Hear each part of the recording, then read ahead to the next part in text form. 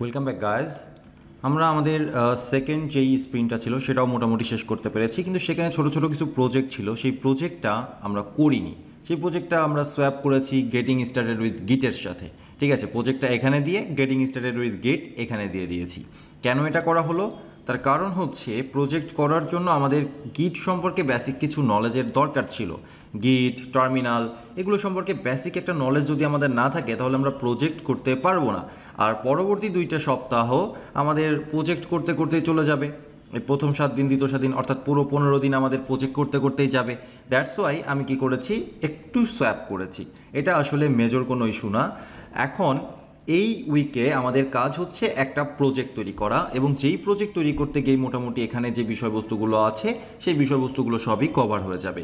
আমাদের প্রথম যে প্রজেক্টটা করার কথা ছিল সেটা হচ্ছে একটা পোর্টফোলিও টাইপের প্রজেক্ট, একটা সিঙ্গেল পেজ পোর্টফোলিও। তো এখনও আমরা কিন্তু সেটা ডিজাইন জানি না কেমন হবে না হবে। আর একটা প্রজেক্ট তৈরি করা আর 2 লাইন সিএসএস লেখা, একটা এইচটিএমএল সেকশন তৈরি করা, এটা কিন্তু এক জিনিস না। একটা প্রজেক্ট তৈরি করার সময় আমাদের মাথার মধ্যে অনেক কিছু রাখতে হয়। তো এই জন্য দেখেন আমাদের প্রথমে অপশনস আছে প্রজেক্ট প্ল্যানিং করা, তারপরে হচ্ছে প্রজেক্ট টেমপ্লেট তৈরি করা অর্থাৎ ফিগমার সাথে পরিচিত হওয়া, তারপরে আরও অনেকগুলো বিষয়বস্তু থাকেই।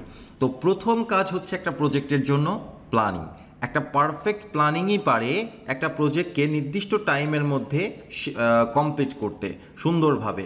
এবং আপনি একটা প্রজেক্ট করতে আপনার কতটা সময় লাগবে সেটা কিন্তু আগেই ডিটারমাইন করতে হয়। ফর এক্সাম্পল, আপনি যদি ফ্রিল্যান্সিংয়ে কাজ করেন অথবা যদি আপনি কোনো কোম্পানিতে জব করেন, আপনাকে কিন্তু বলে দিতে হবে যে এই যে কাজটা আমাকে দেওয়া হলো, এই কাজটা করতে আমার কতটা সময় লাগবে। এটা আপনার কাজ শুরু করার পূর্বেই বলে দিতে হবে। তা না হলে পরে কোম্পানি এস্টিমেট করতে পারবে না, ফ্রিল্যান্সাররা এস্টিমেট করতে পারবে, মানে ক্লায়েন্ট এস্টিমেট করতে পারবে না। এবং আপনার কতটা সময় লাগছে, কতটা পরিশ্রম করতে হবে, তার উপরে ভিত্তি করেই কিন্তু একটা কাজের ভ্যালুয়েশনটা তৈরি করা হয়। তো যে কারণে আমার একটা পেজ তৈরি করতে কতটা সময় লাগবে সেটা বুঝতে পারাটা খুব বেশি জরুরি। সেটা আমার জন্যও জরুরি, আমার ক্লায়েন্টের জন্যও জরুরি, আমি যেখানে চাকরি করছি আমার বসের জন্যও জরুরি। এবার আসা যাক পরবর্তী স্টেপে। তাহলে আমরা কিভাবে ডিটারমাইন করতে পারি যে এই প্রজেক্টটা করতে আমার কতটা সময় লাগবে? এটা টোটালি ডিপেন্ড করে প্রজেক্টের রিসার্চের ওপরে।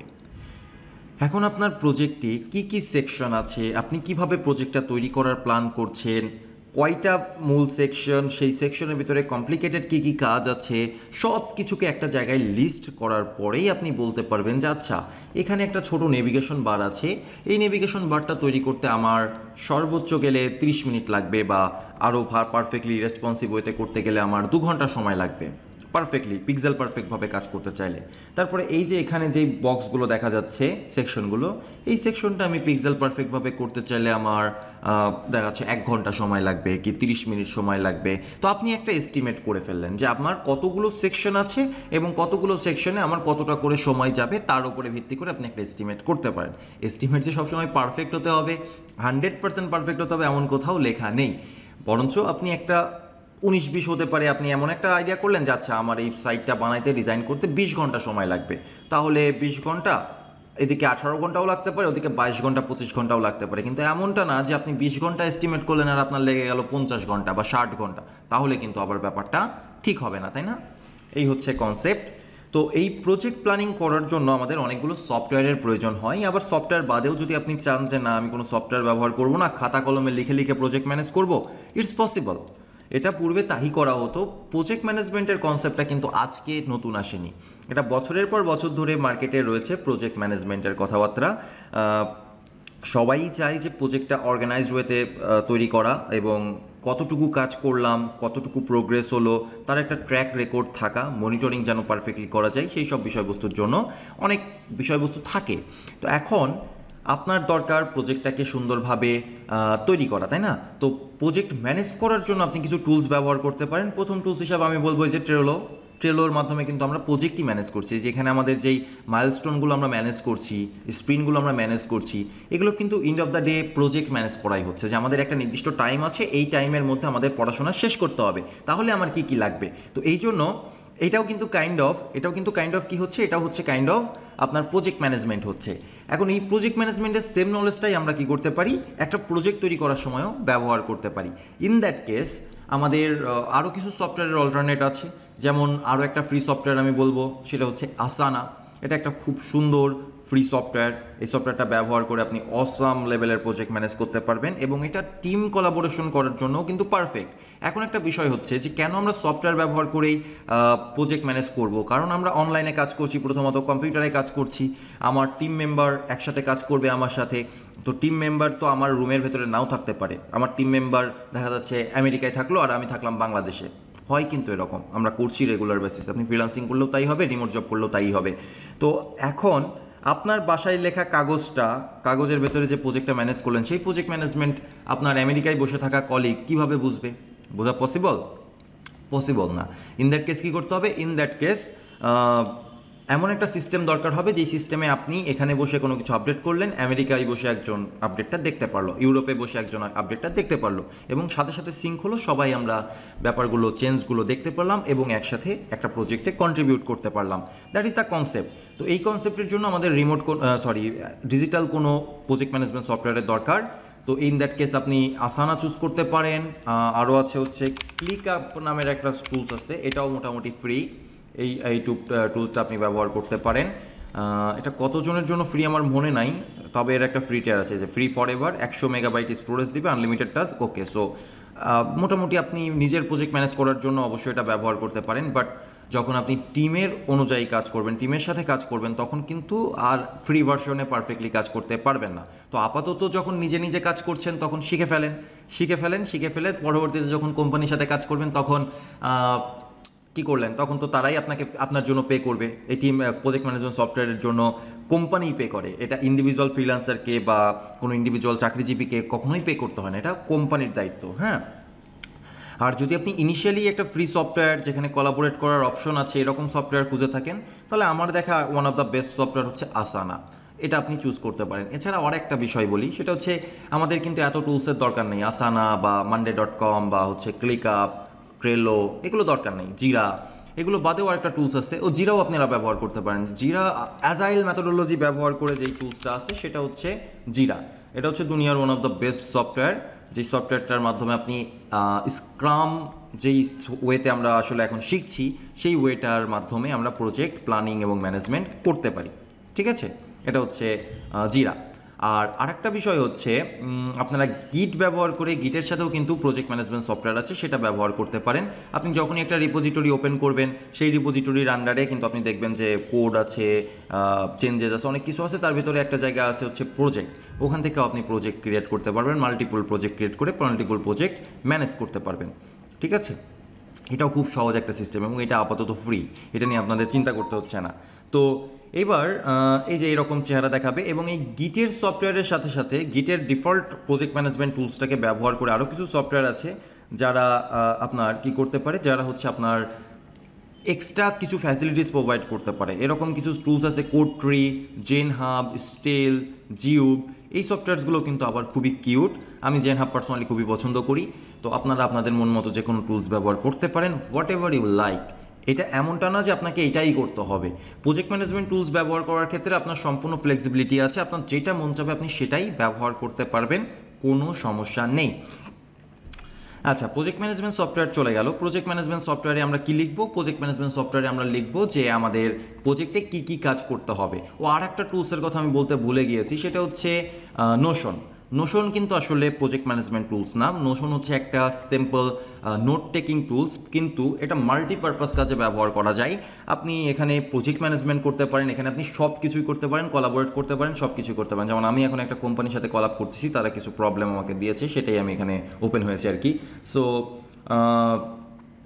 এতে আপনি আপনার অনেক ওয়ার্ক স্পেসে যে আপনি মনের মতো যা খুশি তাই করতে পারেন। হ্যাঁ, যেখানে এখান থেকে আপনি নতুন করে পেজ ক্রিয়েট করে করে নিজের মতো নিজে প্রজেক্ট ম্যানেজ করতে পারেন। এটার আবার একটা ফ্রি টিয়ারও আছে, সো সমস্যা হবে না। তো আলটিমেটলি আপনি যে টুলসই ব্যবহার করেন না কেন, কোনো সমস্যা নেই। দিন শেষে আপনি এই টুলসগুলো ব্যবহার করে কি করবেন? আপনার যে কাজগুলো আছে সেই কাজগুলোকে অর্গানাইজ করবেন। That's the thing. আপনার একটা হোম পেজ তৈরি করার সময়, একটা পোর্টফোলিও পেজ তৈরি করার সময় আপনার নেভিগেশন বার তৈরি করতে হবে, তাহলে নেভিগেশন বার হচ্ছে একটা টাস্ক। আপনার হিরো সেকশন তৈরি করতে হবে, তাহলে হিরো সেকশন তৈরি করাটা একটা টাস্ক। আপনার কিছু কি বলা যেতে পারে, কিছু ইম্পর্ট্যান্ট হাউ ইট ওয়ার্কস টাইপের বিষয়বস্তু তৈরি করতে হবে, আপনার অন্য আরও অনেক বিষয়বস্তু আছে, ফুটার আছে, সেগুলো তৈরি করতে হবে। সবগুলো কিন্তু একটা টাস্ক, এবং একটা টাস্কের ভেতরে আবার সাব টাস্কও থাকতে পারে। সেভাবে করে আপনি ম্যানেজ করে করে কাজ করবেন। আসলে একটা ওয়েবসাইট যখন আমরা দেখি তখন কিন্তু অনেক বড় একটা বিষয় দেখি। এই এত বড় বিষয় যদি আমরা প্রথমেই ডেভেলপ করতে চাই, ইটস নট পসিবল। কেন এটা পসিবল না? তার কারণ এত বড় জিনিস কখনোই ডেভেলপ করা যায় না, ডেভেলপ করতে হয় ছোটো ছোটো ছোটো ছোটো ছোটো ছোটো করে। তো আমরা যদি আমাদের সেকশনগুলোকে, কাজগুলোকে ছোটো ছোটো ছোটো ছোটো অংশে ভাগ করে নিতে পারি, তাহলে খুব সহজেই আমরা অ্যাপ্লিকেশনটা ডেভেলপ করতে পারবো, এবং দিন শেষে সবগুলোকে জোড়া লাগাই দিলেই, এক জায়গায় জোড়া লাগাই দিলেই কিন্তু ডেভেলপমেন্ট হয়ে যাবে। That's the thing, very simple. Okay, এবার সেকেন্ড আর একটা অপশনে আসা যাক, সেটা হচ্ছে এখান থেকে আমরা, আচ্ছা সফটওয়্যার চলে গেল, প্ল্যান আওয়ার প্রজেক্ট, এই বিষয়ে কথাবার্তা শেষ। এবার হচ্ছে প্রজেক্ট টেমপ্লেট বা ফিগমা। ফিগমা নিয়ে আসলে আমি পরবর্তীতে আরেকটা ভিডিও দিব, যদিও আমি ফিগমাতে খুব ভালো না। ম্যাডামের কিছু ফিগমার কাজ করা আছে, সেই ভিডিওগুলো আমি আপনাদেরকে প্রোভাইড করব বেসিক ফিগমার ওভারভিউ নিয়ে। কারণ ফিগমা, আমি আসলে ফিগমা পার্সন না, আমি কোড পার্সন, যে কোড লেখে। তো ফিগমা হচ্ছে এমন একটা টুলস, যেই টুলসটা ব্যবহার করে আমরা আমাদের ওয়েবসাইটটা দেখতে কেমন হবে তার একটা বেসিক ইউআই ডিজাইন করতে পারি। বেসিক ইউআই কীভাবে ডিজাইন করতে পারি? এইটা ফটোশপের মতোই কিছুটা টুলস, বা ইলাস্ট্রেটরের মতোই কিছুটা টুলস, যেই টুলসের মধ্যে আমাদের কি দেওয়া থাকে, বিভিন্ন শেপ, বিভিন্ন ওয়েবসাইটের লেআউট ড্র করার বিভিন্ন সিস্টেম দেওয়া থাকে। ফর এক্সাম্পল, আমরা যদি একটা ওয়েবসাইট ওপেন করি, এই ওয়েবসাইটটা ওপেন করি, এখানে প্রচুর জিনিসপত্র তৈরি করে রাখা আছে। এটা ওপেন হোক। আগে এই কাজটা করা হতো কী দিয়ে বলেন তো? আগে এই কাজটা করা হতো, আগে এই কাজটা করা হতো ফটোশপ ব্যবহার করে। আপনারা হয়তো সবাই নাম শুনছেন, PSD টু HTML, শোনেননি? ব্যাপারটা হচ্ছে, প্রথমে ফটোশপে আপনার ইউআইটা দেখতে কেমন হবে সেই ডিজাইনটা কমপ্লিট করে সেটা দেখে দেখে ওয়েবে কনভার্ট করতে হবে। HTML CSS দিয়ে পিক্সেল পারফেক্টভাবে কনভার্ট করতে হবে। এই কাজটাকে বলা হতো PSD টু HTML। এখনও এই কাজ আছে, এমনটা না যে এখন এই কাজ নেই, কিন্তু এখন দুনিয়াটা কিছুটা চেঞ্জ হয়েছে।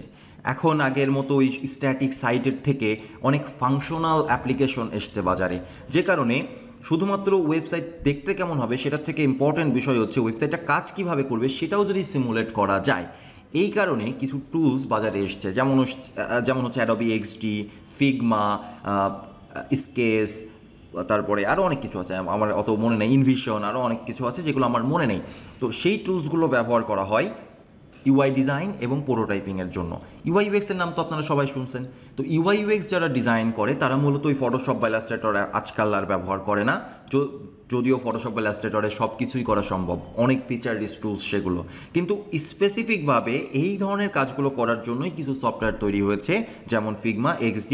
তো এই সফটওয়্যারগুলো ব্যবহার করলে আপনি আরও ভালোভাবে, অন্য কোনো টুলস শেখা লাগবে না আপনার, অল্প কয়েকটা টুলস শিখেই আপনি মোটামুটি খুব সুন্দর হাই লেভেলের ওয়েবসাইট ডিজাইন এবং তার প্রোটোটাইপ করতে পারেন। এখানে যেটা দেখতে পাচ্ছেন এটা হচ্ছে একটা ওয়েবসাইটের ডিজাইন, ইউআই ডিজাইন, কিন্তু প্রোটোটাইপ কোনটাকে বলবো? প্রোটোটাইপ বলবো আমি যখন এখানে ক্লিক করলাম, দেখেন এখান থেকে একটা অ্যানিমেশন চলে গেল এখানে, এবং এখানে একটা ইমেল চলে আসলো। ঠিক আছে, মানে যেটা বোঝানো হচ্ছে, যেটা সিমুলেট করা হচ্ছে, ইউজার এখানে ইমেল দিবে, তারপরে অবশ্যই সাইন আপ বাটনে ক্লিক করবে। সাইন আপ বাটনে ক্লিক করার পরে কী হবে?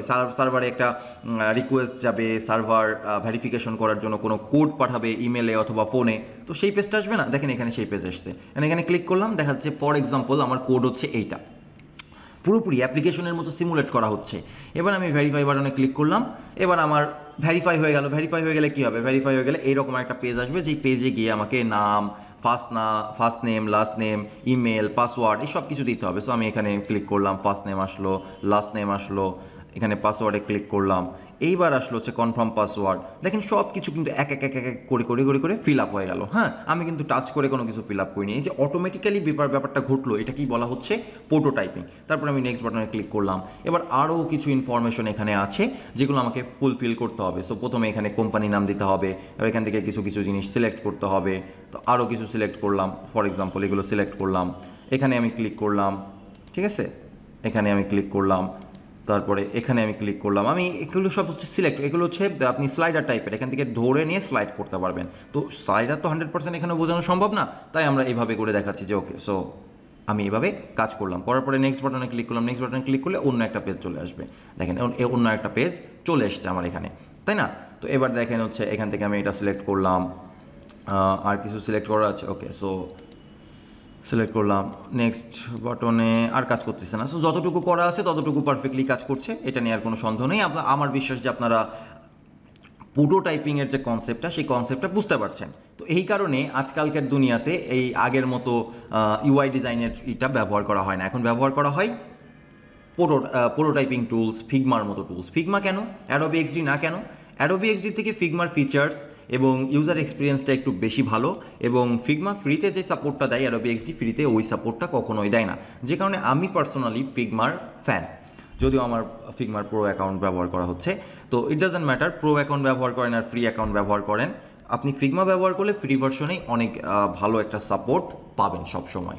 আচ্ছা, তো ফিগমার বেসিক একটা ইউজেসের ওপরে আমি আমার ভিডিও না, ম্যাডামের তৈরি করা একটা শেখোফা ম্যাডামের ভিডিও আছে, সেই ভিডিও আমি প্রোভাইড করে দিব। আর তারপরে আমরা আমাদের যে পোর্টফোলিওটা ডিজাইন করতে চাচ্ছি সেই ডিজাইনের জন্য আমি একটা কী করব, সেই ডিজাইনের জন্য আমি একটা লেআউট আপনাদের সাথে বসে ফিগমাতে বসে বসে তৈরি করে আপনাদেরকে দেখাবো, অথবা সময় অবশ্য একসাথে দেখাই বেটার, তাই না? একসাথে ভুল করি ঠিক করি, ইউআই ভালো হোক বা খারাপ হোক ইট ডাজেন্ট ম্যাটার, আমি আপনাদের সাথে বসে বসে একটা ইউআই ডিজাইন করব, করে আমি আপনাদেরকে সেটা প্রোভাইড করে দেবো, আপনারা সেটা দেখে নেবেন। আর এই দুইটা টুলসই আপাতত আমাদের দরকার।